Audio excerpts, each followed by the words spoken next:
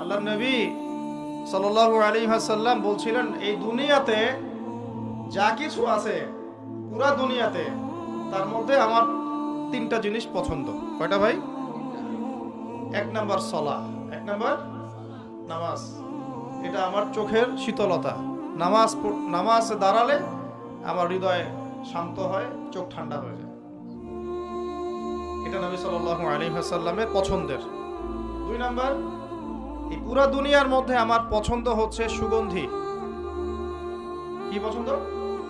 সুগন্ধি। 10টা টাকা যদি আর্ন করেন, 1 টাকার সুগন্ধি কিনেন, সুন্নাত। সুগন্ধি সাথে রাখতে হয়, ব্যবহার করতে হয়, মনটাও ভালো থাকবে।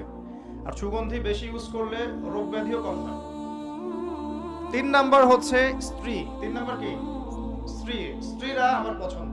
নবী সাল্লাল্লাহু আলাইহি ওয়াসাল্লামের এই 3টা জিনিস পৃথিবীতে পছন্দ।